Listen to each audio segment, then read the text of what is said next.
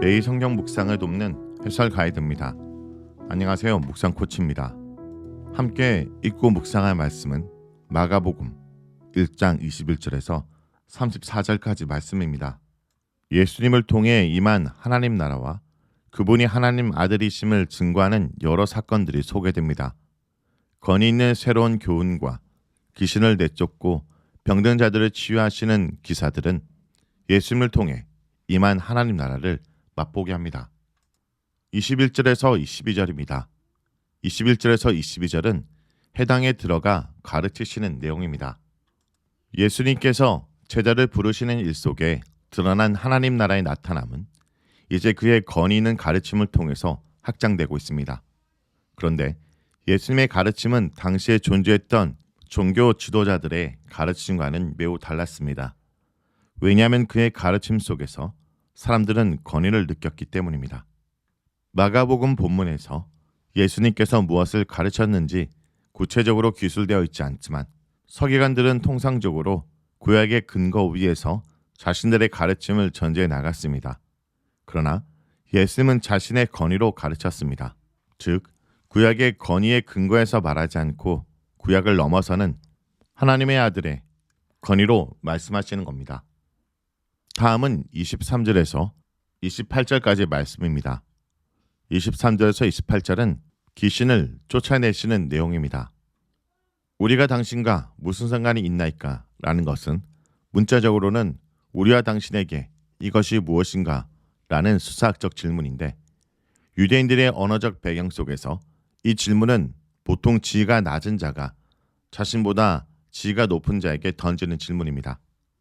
마귀는 하나님의 거룩한 자라는 칭호를 통해서 예수님의 신분을 알아차리고 있습니다. 우리를 멸하러 왔나이까? 라는 귀신의 질문은 예수님 안에서 활동하고 있는 하나님 나라의 통치가 사단과 그의 권세를 물리치면서 임하고 있다는 것을 분명하게 보여줍니다. 하지만 그 예수님의 통치에 복종하지 않고 도리어 저항합니다. 하지만 예수님의 막강한 통치를 당해낼 수 없습니다. 예수님의 하나님 나라에 대한 가르침이 권위 있는 것이었다라는 언급 다음에 귀신을 내쫓는 예수님의 이적을 보도하는 것은 매우 흥미롭습니다. 이것은 귀신 축출의 이적이 단순한 이적이 아니라 귀신들이 말하고 있는 것처럼 하나님 나라의 도래와 귀신들의 쫓겨남이란 주제가 서로 긴밀하게 연결되어 있음을 보여주고 있습니다. 예수님을 통해서 임한 하나님 나라는 필연적으로 사탄의 통치 세계에 대한 위협으로 나타날 수밖에 없습니다. 예수님의 하나님 나라가 사탄에게 얼마나 가공할 만한 위협이 되는지 예수님이 단지 말씀만으로 사탄의 세력을 제압하시는 모습에서 분명히 드러나고 있습니다. 말씀을 통한 예수님의 통치는 이미 시작된 것입니다. 이러한 관점에서 봤을 때 귀신을 내쫓는 예수님의 이적은 사탄의 통치에 대한 하나님 나라의 종말론적 승리를 보여주고 있는 것 같습니다. 마가복음은 이 승리를 매우 흥미롭게 묘사하고 있습니다. 귀신 들린 사람들로부터 나오라는 명령을 듣고 마귀는 그 사람에게 경련을 일으키고 큰 소리로 울부짖는 후 떠나버립니다. 이것은 흡사 계멸당하는 자의 최후를 연상시키는 표현입니다. 사탄의 나라에 대한 하나님 나라의 승리가 흥미진진하게 묘사되어 있는 것입니다. 귀신 들린 자를 사탄의 통치로부터 해방하신 예수님의 이적을 경험한 사람들은 이 일이 도대체 무엇을 의미하는지 스스로 질문하고 그것에 대한 대답을 제시합니다. 이것은 권위 있는 새로운 가르침입니다. 사람들의 반응 속에서 권위라는 말은 단순히 말로 귀신을 제압한 예수님의 권위를 언급하는 것 같습니다. 사탄의 세력을 결박하고 하나님 나라를 이 땅에 가져오신 예수님의 이적에 대한 사람들의 반응은 한마디로 놀라운 그 자체였습니다. 그들은 놀라워하며 어떻게 해서 이런 일이 발생했는지 묻습니다. 그들은 이러한 것을 본 적이 없는 것 같습니다.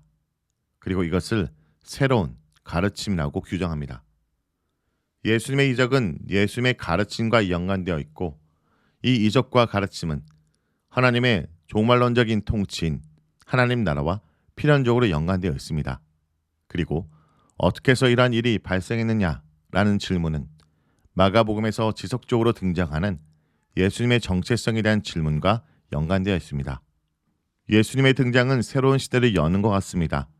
그 시대는 권위 있는 새로운 가르침이 주어질 것이고 사탄의 세력이 결박당할 것입니다. 귀신 들린 사람을 치유하는 이적 이야기는 그러한 종말론적 사건의 선치로서 기능하고 있는 것으로 보입니다. 다음은 29절에서 34절까지 말씀입니다. 29절에서 34절은 많은 사람을 고치시는 내용입니다. 요한복음의 서술에 따르면 베드로 및 예수님의 제자들의 상당수는 갈릴리 베스다 출신입니다. 그런데 지금 예수님의 일행이 가버나움에서 시몬의 집에 들어가셨다고 말하고 있습니다. 아마 베드로는 결혼 이후에 가버나움으로 이사했던 것 같습니다. 시몬의 장모는 열병으로 고동하지 못할 만큼 쇠약해진 것 같습니다. 그런데 예수님께서 그녀를 일으키시자 열병이 떠나가고 그녀는 예수님을 수종들게 되었습니다. 여기서 수종을 든다 라는 말은 일반적으로 성김을 나타내는 동사인데 여자들에게 사용되었을 때 음식을 대접하는 등의 성김을 의미합니다. 문맥에서 베드로의 장모는 예수님 일행에게 식사를 대접한 것 같습니다. 귀신을 내어 쫓으신 사건 뒤에 마가복음은 예수님께서 베드로의 장모의 열병을 치유하신 이야기를 기록해주고 있는데 이것은 단순한 기적을 말하려 하기보다는 앞서 언급되었던 것처럼 하나님 나라의 종말론적 통치가 선치되고 있는 모습을 보여주고 있습니다. 이사야 글에서는 하나님 나라의 통치가 회복되는 것을 육신적인 질병으로부터의 자유함을 받는 것으로 나타나고 있습니다.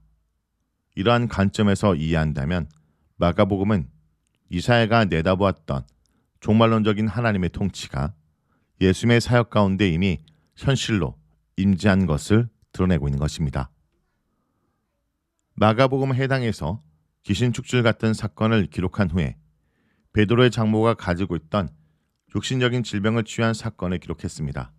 그리고 이 짧은 이야기의 종결로서 가버나움이라는 곳에서 모든 병자와 귀신 들린 자들이 예수께 나왔음을 언급합니다. 그리고 예수님께서는 병든 자를 치유하시고 귀신 들린 많은 자들을 고쳐주셨습니다.